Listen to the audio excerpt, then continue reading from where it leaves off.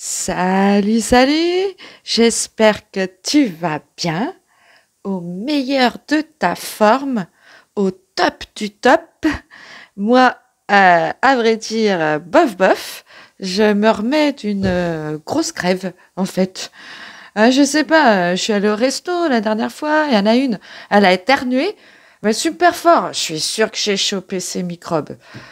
Et voilà, bam. Alors du coup, la semaine dernière, c'était repos et devant le tennis à Roland-Garros et je me suis régalée. Ah mais alors surtout pour la finale, hein, dimanche dernier, mais c'était un match comme on n'en a jamais vu sur le court Châtrier. Je me suis vraiment fait plaisir à regarder la beauté du tennis.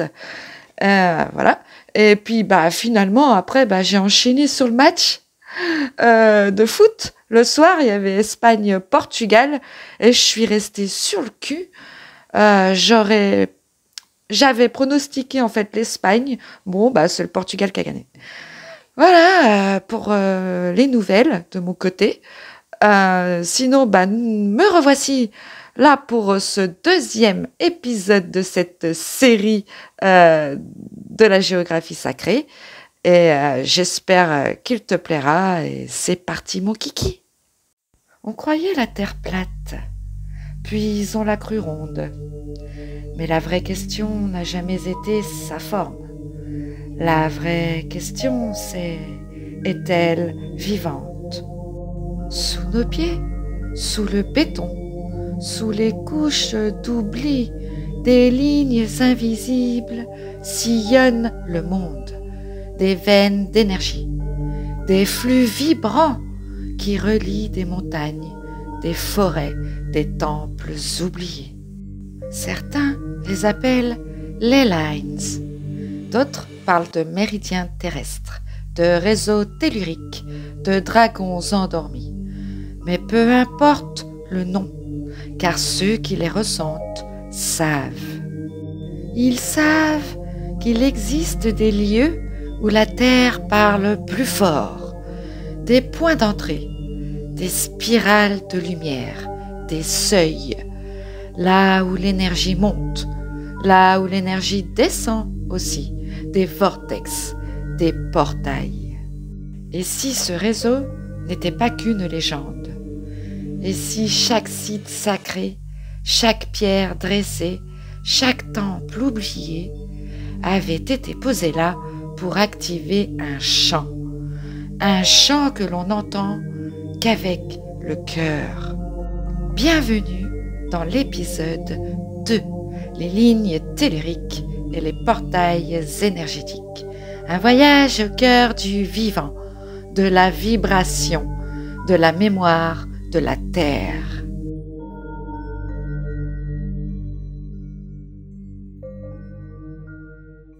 Imagine que la Terre est un être vivant, ce que de nombreuses traditions affirment. Et comme tout être vivant, elle a donc une structure, un souffle, une circulation d'énergie. Les lignes telluriques seraient alors l'équivalent des méridiens pour la médecine chinoise, des veines pour le corps humain. Elles transportent de l'énergie électromagnétique en lien avec la géologie, le magnétisme terrestre et les cycles solaires et cosmiques. Ce sont certes des lignes invisibles, mais tout de même détectables par les baguettes des sourciers et qu'on ne vienne pas me dire l'inverse. Aussi par les animaux, puisque certains évitent carrément de dormir dessus, et par les anciennes civilisations qui ont souvent construit leurs temples pile poil dessus. Ces lignes peuvent être droites, comme les ley lines, des alignements géométriques, ou en quadrillage, comme les grilles de Hartmann ou de Curie, ou aussi spiralées ou ondulantes selon les traditions celtiques, druidiques ou andines. Le terme ley lines, qui vient du vieil anglais lay, clairière, alignement, est un terme qui a été popularisé par Alfred Watkins en 1921. Il a remarqué que plusieurs sites anciens, des menhirs, les églises, des tumulus, formaient des alignements parfaits, comme s'ils suivaient des routes invisibles préexistantes. De nombreuses cartes montrent que des lieux très éloignés géographiquement semblent connectés par ces lignes. Stonehenge, le mont Saint-Michel, Rome, Jérusalem et le dôme du Rocher, le mont Sinaï, les pyramides de Gizeh, mais aussi Nazca, l'île de Pâques, Angkor, Machu Picchu. On pourrait croire franchement à une coïncidence, mais quand même, quand tout s'aligne vraiment trop bien, c'est que quelque chose cherche à être vu. Les lignes telluriques nourrissent énergétiquement la surface terrestre. Elles agissent comme des autoroutes vibratoires entre les lieux sacrés. Elles peuvent être utilisées pour la guérison, la méditation, la divination et parfois pour des choses moins lumineuses. Mais ça, ce sera dans la partie 4. Tu peux les sentir si tu es attentive au fourmillement dans les jambes ou dans le dos. Si tu ressens une sensation de vertige léger, une élévation intérieure ou alors une grande fatigue soudaine, et une envie de rester ou de fuir. Ton corps est une boussole. Les lignes telluriques, ce sont les veines d'un corps que nous avons trop longtemps oublié. Invisibles à l'œil nu, mais palpables pour qui sait ressentir. Elles sillonnent la terre comme une toile d'énergie reliant les hauts lieux du monde ancien. Et si ces lignes nous invitaient à retrouver notre propre axe?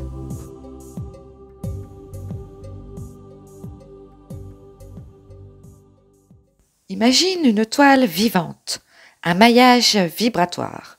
Certaines lignes sont majeures, comme les grandes artères dans notre corps. Ces axes énergétiques planétaires sont appelés lignes maîtresses ou grands méridiens terrestres ou encore Dragon Lines dans les traditions asiatiques. Elles relient les sites sacrés, anciens ou mystérieux, souvent très éloignés et pourtant alignés avec une précision sidérante. Juste pour info, les cartes générées sont approximatives, tu verras. Je n'ai pas pu faire plus précis. Désolée. Bon, à part ça, la ligne de Michael est une des lignes les plus connues. Elle traverse le mont Saint-Michel, bien sûr, en France, Saint-Michael's Mount au Cornouailles, Glastonbury en Angleterre, Skellig Michael en Irlande et continue jusqu'à Jérusalem. Elle est aussi appelée ligne Saint-Michel ou ligne Saint-Georges selon les régions.